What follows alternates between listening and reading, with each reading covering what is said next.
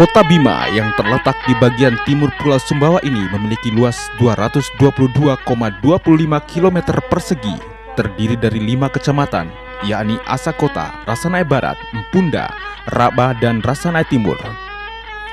Kota Bima terbentuk pada tanggal 10 April 2002 melalui Undang-Undang tentang Pembentukan Kota Bima Nomor 13 Tahun 2002. Terbentuknya Kota Bima sebagai perwujudan aspirasi masyarakat dengan pertimbangan politis ekonomi dalam rangka mendukung percepatan pembangunan regional di Nusa Tenggara Barat. Berlakunya Undang-Undang Nomor 22 Tahun 1999 tentang pemerintahan daerah terdapat 2 opsi. Kota administrasi Kota Bima harus menjadi daerah otonom. Jika tidak, statusnya dihapuskan. Sementara perjuangan pembentukan kota administrasi juga prosesnya cukup panjang. Berdoa sesuai dengan agama. Kini, tepat Minggu 10 April 2016, daerah hasil pemekaran Kabupaten Bima ini genap berusia 14 tahun. Usia yang masih muda jika disetarakan dengan usia manusia, namun sudah menunjukkan geliat pembangunan yang cukup signifikan. Bahkan pertumbuhan ekonomi di Kota Bima kini dikatakan tertinggi di Nusa Tenggara Barat. Di halaman kantor pemerintah Kota Bima menjadi momentum puncak peringatan 14 tahun Kota Bima. Peringatan ini terasa istimewa karena dihadiri oleh Menteri Pemberdayaan Aparatur Negara Menpan Reformasi Birokrasi Yudi Krisnadi dan Wakil Gubernur NTB Haji Muhammad Amin. Kehadiran Menpan RB ini disambut dengan tari Pujakadanda dan tari Bongi Monca. Tari-tarian ini selalu disuguhkan untuk menyambut tetamu dari luar daerah.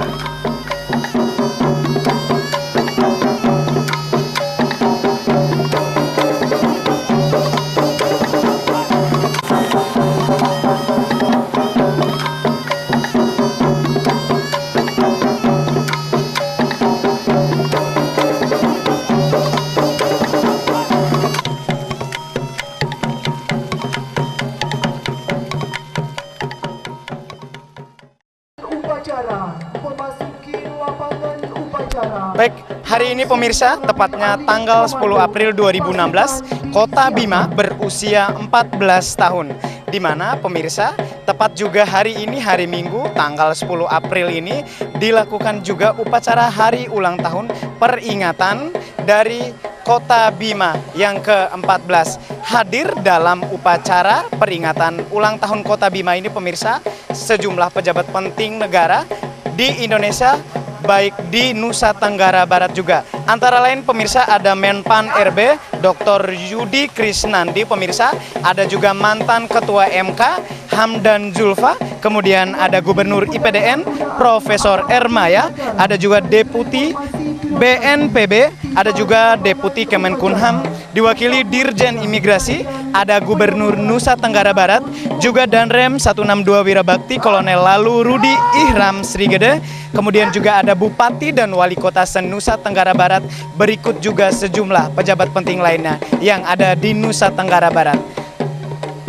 Di belakang saya pemirsa, sudah dimulai nampaknya upacara hari ulang tahun peringatan yang ke-14 ini, juga dimeriahkan oleh tari-tari tradisional dari Bima sendiri pemirsa, dan sudah dimulai sekarang detik-detik dari upacara peringatan HUT Kota Bima yang ke-14 ini.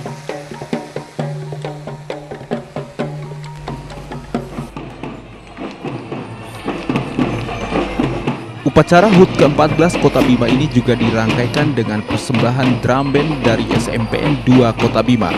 SMPN 2 Kota Bima sudah 3 kali berturut-turut menjadi juara tingkat Kota Bima. Mereka menunjukkan atraksi yang memukau peserta upacara termasuk Menpan RB.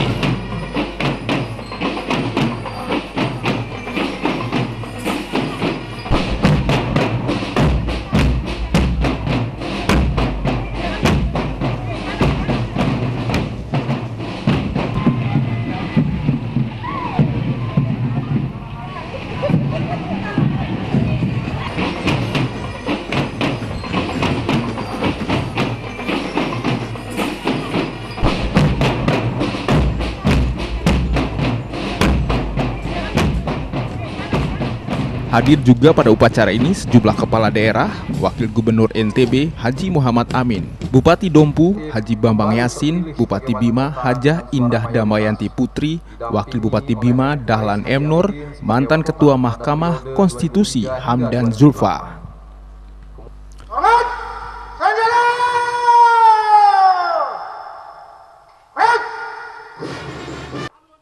Menpan RB pada HUT ke-14 Kota Bima ini menjadi inspektur upacara.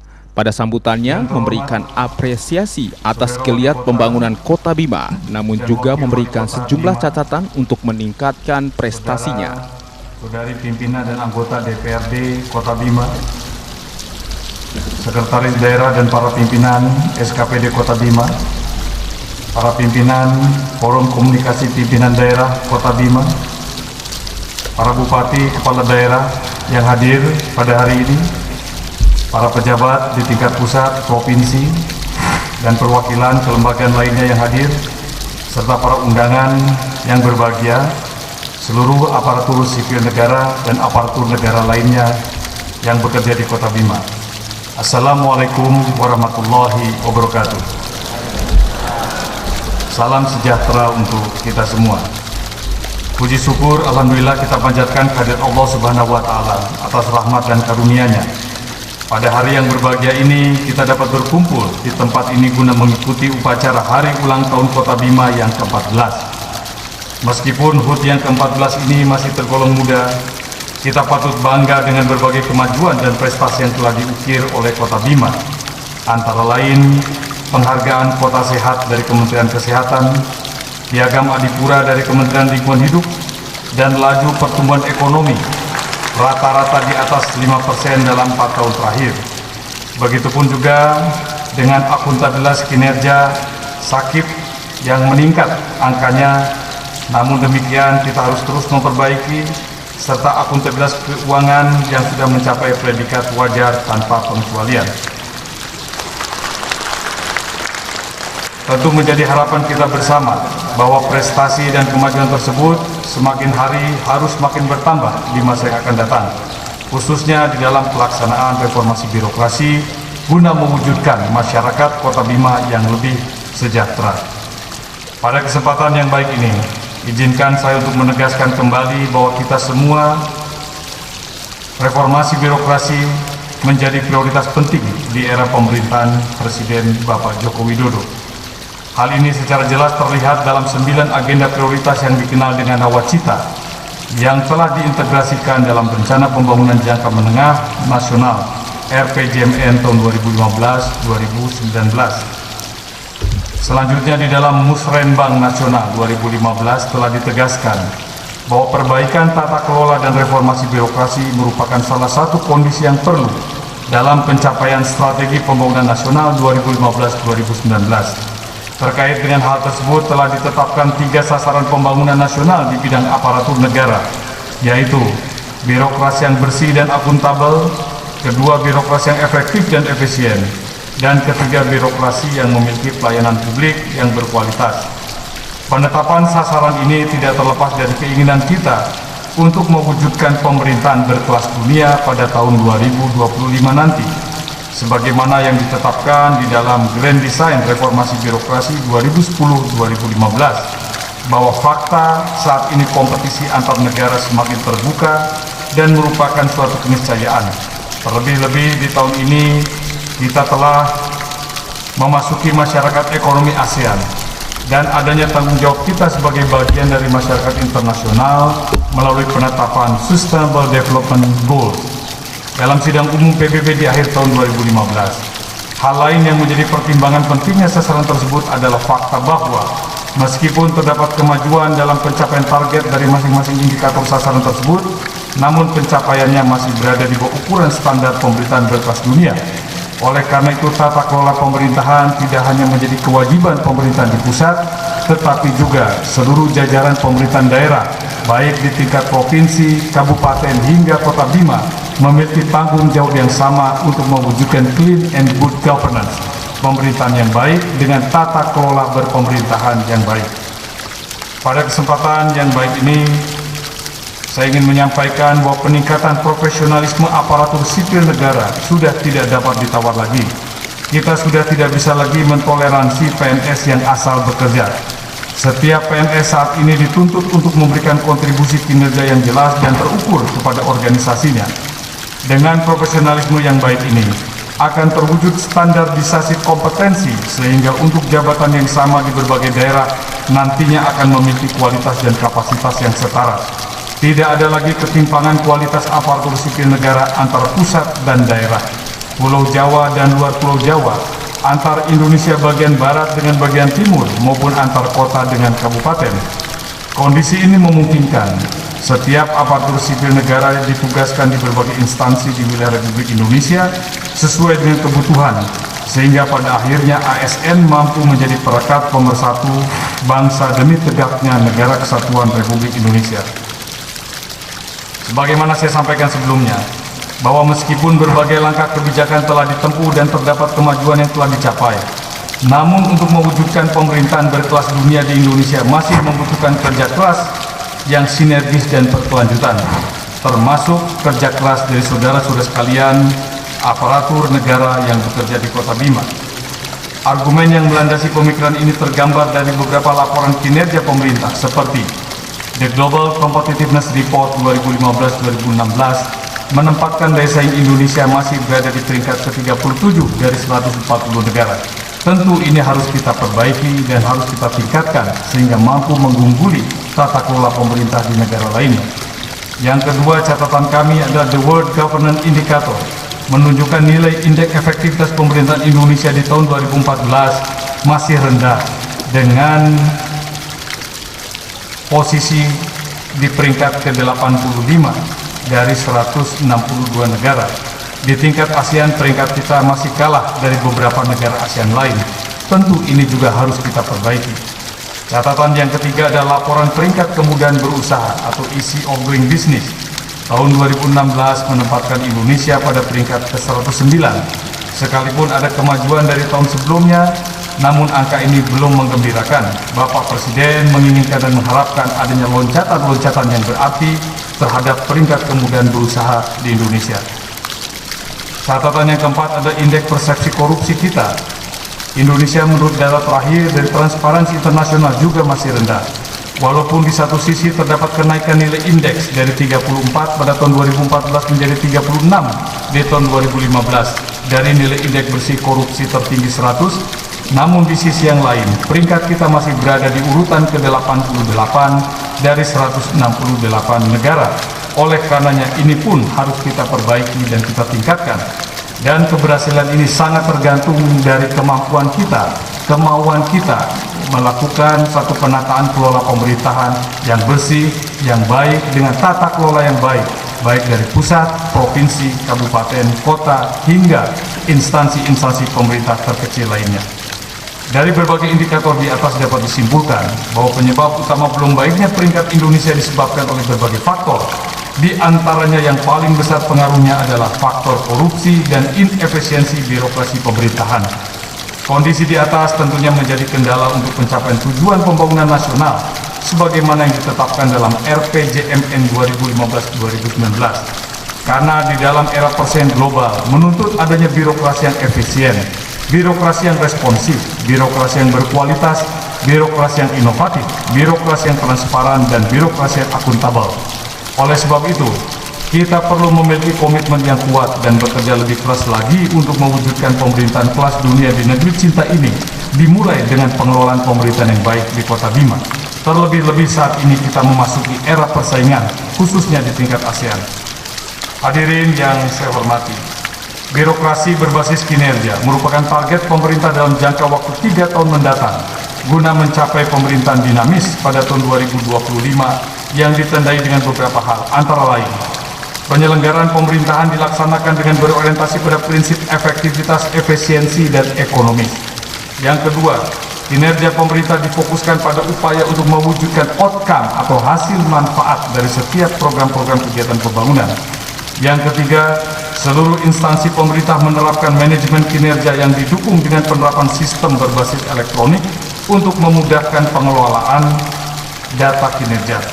Yang keempat, Setiap individu pegawai memiliki kontribusi yang jelas terhadap kinerja unit kerja terkecil, satuan unit kerja di atasnya hingga pada organisasi secara keseluruhan.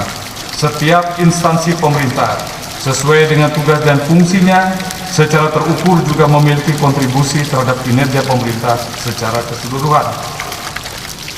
Sebuah tata kelola pemerintahan yang baik tentunya harus mampu menjamin tegaknya supremasi hukum, termasuk di dalamnya partisipasi aktif masyarakat dan berorientasi pada konsensus, terarah dan visi yang strategis, transparansi dan akuntabilitas, kesetaraan serta performa yang responsif, efektif dan efisien. Namun tentunya menjadi sebuah tantangan tersendiri ketika masih berhadapan dengan permasalahan sumber daya ekonomi, khususnya sumber daya manusia, baik dari aspek kuantitas maupun kualitas.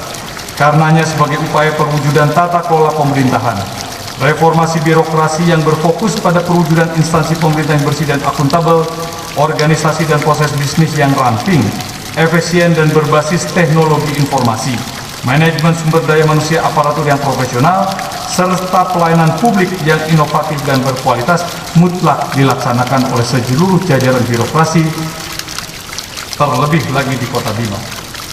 Saudara-saudara sekalian yang saya hormati, sebagaimana kita ketahui bersama terdapat potensi permasalahan di bidang pendayagunaan aparatur negara reformasi birokrasi di tingkat pemerintah daerah yang perlu ditindaklanjuti. Antara lain, pengelolaan area-area perubahan yang terdapat dalam roadmap reformasi birokrasi 2015-2019 di tingkat pemerintahan daerah belum berjalan secara merata. Nilai hasil evaluasi akuntabilitas kinerja umumnya belum masuk kategori baik atau belum masuk sangat baik. Sebagai contoh, Kota Bima nilai evaluasi akuntabilitas kinerja pada tahun 2015 masih CC dengan nilai 51,51. Sekalipun ada peningkatan dari nilai di tahun 2014, namun upaya perbaikan harus terus kita tingkatkan. Penataan kelembagaan di tingkat pemerintah daerah umumnya masih cenderung menciptakan organisasi yang gemuk dengan jenjang pengambilan keputusan yang panjang, belum berorientasi pada birokrasi yang efisien dan ramping.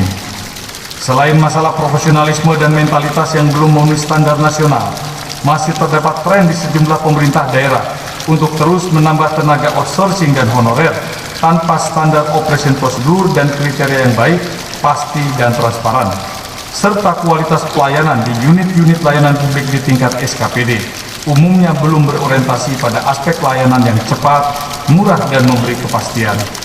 Hadirin yang saya muliakan, pada kesempatan yang berbahagia ini perkenankan saya menyampaikan beberapa arahan penting dari Bapak Presiden Joko Widodo bagi segenap aparatur sipil negara, khususnya di Kota Bima. Yang pertama, lakukan sinergi melalui koordinasi, integrasi dan sinkronisasi yang baik secara internal maupun eksternal antar instansi. Hal ini berarti kita harus menghilangkan ego sektoral maupun instansional. Yang kedua, bangun mentalitas baru yang positif, yang berintegritas, yang memiliki etos kerja, dan berjiwa gotong royong. Bongkar pola pikir dan mentalitas-mentalitas lama yang negatif. Jadikan revolusi mental sebagai gerakan bersama seluruh aparatur sipil negara, bukan sebatas program atau proyek yang digerakkan oleh anggaran. Yang ketiga, setiap pelaksanaan program dan kegiatan harus berorientasi pada hasil. Oleh sebab itu, setiap program dan kegiatan harus fokus berdasarkan prioritas dan target jelas yang terukur. Penggunaan kata-kata bersayap pada berbagai program kegiatan pembangunan, seperti penguatan, pengembangan, pemberdayaan harus diubah dengan menyebutkan langsung keperluannya. Misalnya membangun jalan sejumlah sekian kilometer, membeli benih sekian ton, membeli jaring sekian banyak, dan sebagainya.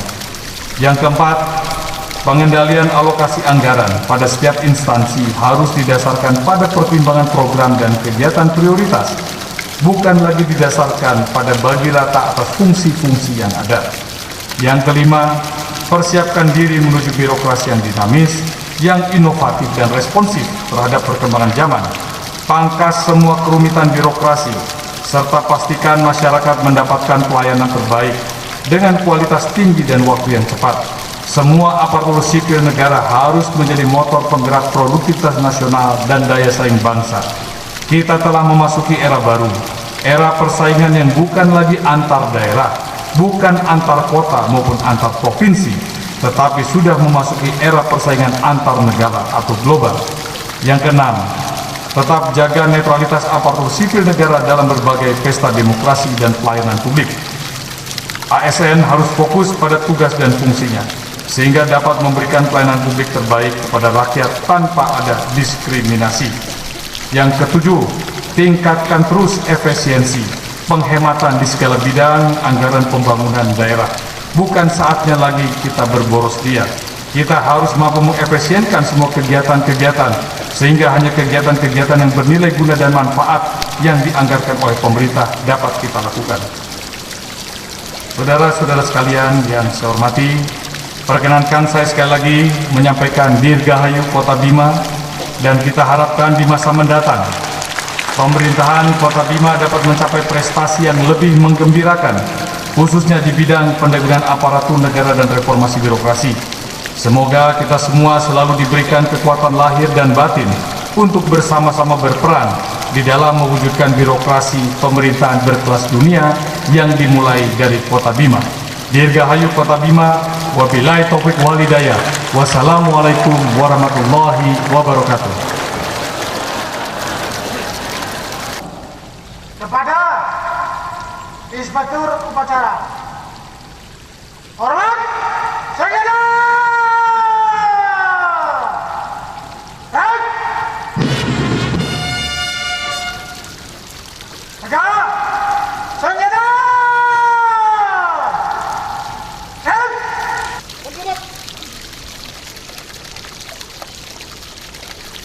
Upacara selesai, pasukan dapat dibubarkan. Gaya Menpan RB yang menyambangi komandan upacara dan peserta upacara menyita perhatian. Momen itu tidak disia-siakan awak media untuk mengabadikannya. Bahkan pegawai terlihat berebutan untuk berjabat tangan dengan menteri wakil dari Partai Hanura ini.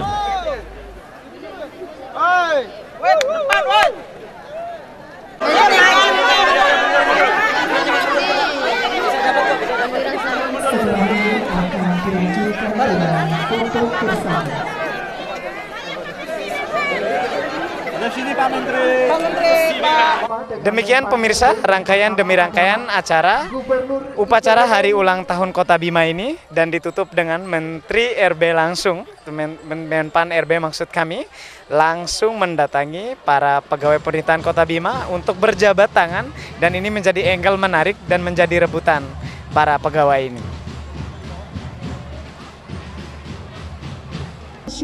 Momentum hadirnya Menpan RB juga menjadi kesempatan untuk berfoto bersama, termasuk sejumlah kepala daerah dan pejabat lainnya. Momen ini pun diabadikan oleh awak media dan fotografer.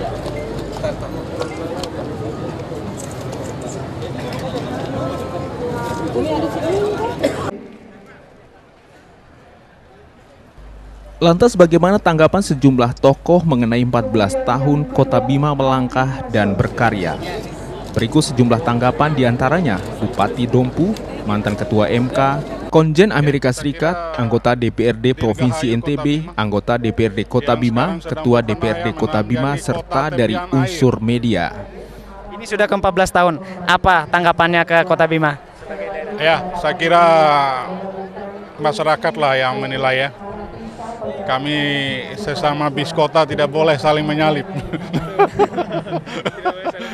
Ya, jadi ya saya kira orang-orang Bima ya harus mulai belajar objektif lah gitu, melihat fakta, ya menganalisa dan mengapresiasi apa yang sudah dilakukan oleh Wali Kota Bima sekarang. Baik, harapannya kepada pemerintah Kota Bima? Oh ya, saya pikir dengan semakin bersinergi di antara pemerintahan yang ada di Pulau Sumbawa ini, ya kita akan bersama-sama lah maju untuk mencapai kesejahteraan yang lebih baik bagi masyarakat Pulau Sumbawa, NTB, dan Kota Bima pada khususnya. Kota Bima yang ke-14 tahun ini Pak, ada mungkin wejangan tersendiri? Ya, saya ucapkan selamat kepada Wali Kota, Wakil Wali Kota, dan seluruh jajaran pemerintah daerah Kota Bima. Ulang tahunnya yang ke-14. Kota ini masih muda, tapi pertumbuhannya sangat luar biasa. Ya, perbaikan-perbaikan yang sangat signifikan. harapan saya ke depan lebih maju dengan sumber daya yang ada, yang sumber daya manusia yang bagi saya sangat luar biasa. Kota Bima ini termasuk kota yang sumber daya manusia yang sangat bagus dan dengan wilayah yang sangat sempit dimanfaatkan sedemikian rupa menjadi kota dagang. Harapan saya kalau bisa kembalikan menjadi kota transito perdagangan di Indonesia Timur dan Indonesia Barat. Karena itu pelabuhan harus diperbaiki, pelayanan harus lebih bagus dan harus lebih baik. Dulu itu disinilah kota transit perdagangan dari timur ke barat. Mereka selalu singgah di sini. Dan kalau itu bisa dijadikan betul-betul kota jasa dan perdagangan itu sangat luar biasa. Ya. Untuk internal pemerintahan mungkin ada wejangan mungkin karena mungkin Bapak sebagai mantan ketua MK, Pak. Ya, harapan saya yang paling penting, saya mencatat kembali apa yang disampaikan oleh Pak Menpan tadi itu benar, adalah bekerja orientasi hasil. Jangan terlalu berorientasi pada kerumitan birokrasi. Karena itulah yang membuat bekerja itu menjadi lebih efektif. Jadi bekerja orientasi hasil. Karena itu catatan saya di Kota Bima dan juga Kabupaten Bima, pegawainya mungkin terlalu banyak. Karena itu untuk lebih efektif, efisien untuk pelayanan masyarakat, pelayanan rakyat, birokrasi perlu ditata kembali, ya. Perlu diperbaiki, ya, agar pelayanan kepada rakyat dan birokrasi orientasi hasil itu bisa dilakukan. Baik, terima kasih Pak atas wejangannya Pak. Happy 14th anniversary to the town of Bima from the U.S. Consulate General in Surabaya. Thank you. Saya dari DPR Provinsi Dapil 6 yang termasuk wilayah Kota Bima mengucapkan selamat ulang tahun Kota Bima yang ke-14. Prestasi-prestasi yang telah didapat ditahankan dan bila perlu ditingkatkan. Ya, pembangunan yang saya lihat sudah bagus dan juga direncanakan secara global, secara menyeluruh, tidak tambal sulam. Tinggal saya pada saat reses juga mendengar perlu ada keseimbangan juga bahwa wilayah timur dilirik juga. Karena ini ada kritikan dari masyarakat di wilayah timur terlalu fokus ke wilayah barat. Ya, jadi itu juga yang perlu dilihatlah. Jadi mungkin begitu masuk wilayah kota dari arah timur juga tuh perlu dipoles juga. Dan juga mungkin tentang tenaga kerja, kesediaan lapangan kerja pada saat saya reses juga itu cukup mengemuka. Ya. Ini juga perlu dilihat dari sisi pemberdayaan ekonomi masyarakat, terutama ekonomi mikro, usaha mikro menengah ke bawah, ya, kerajinan rumah atau industri kecil, perumahan atau kelompok-kelompok kecil itu juga harus diperhatikan. Karena ini juga pada saat saya reses juga ini mengemuka. Tapi pada prinsipnya ini sudah cukup bagus, perlu ditingkatkan dan keseimbangan antara barat dan timur. Masih. Baik, terima kasih Pak. Jadi di umur yang ke-14 tahun ini, Kota Bima sangat memberikan kontribusi yang sangat baik. Karena saya melihat pembangunan terus digenjot oleh Bapak Wali Kota dan Wakil Wali Kota karena ditunjang oleh segenap seluruh elemen masyarakat Kota Bima. Baik kami di lembaga DPR memberikan support yang sangat cepat sehingga melahirkan harapan-harapan baru bagi Kota Bima ke depan. Harapannya seperti apa mungkin Pak ke Kota Bima ini dengan usianya yang ke-14 ini?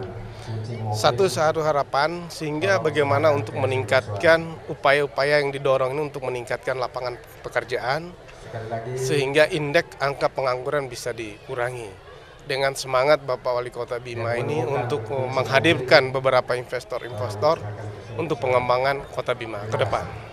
Baik, terima kasih Pak. Ya, selamat hari ulang tahun Kota Bima tercinta yang ke-14. Semoga dengan usia yang ke-14 ini Kota Bima semakin jaya.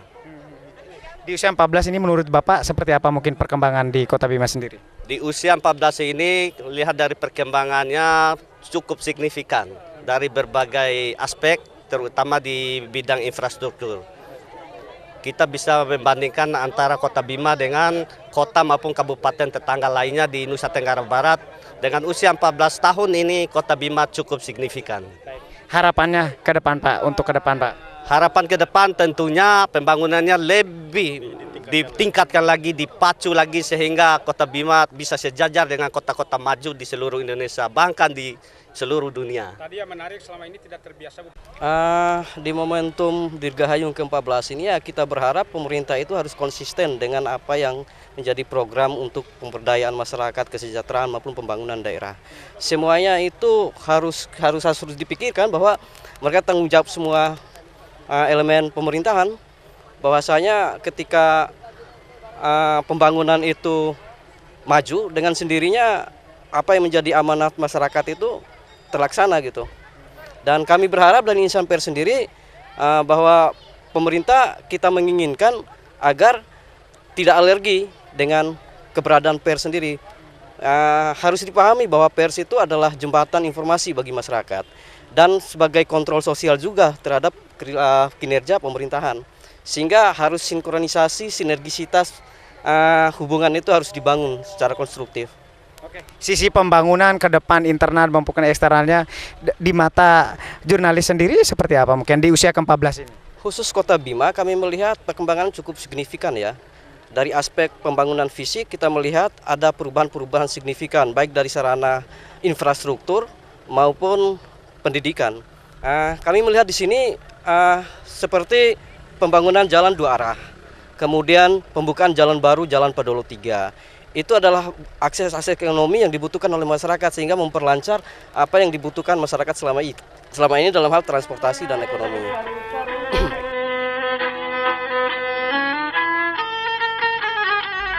Selamat Hari Jadi ke-14 untuk Kota Bima. Teruslah melangkah dan berkarya.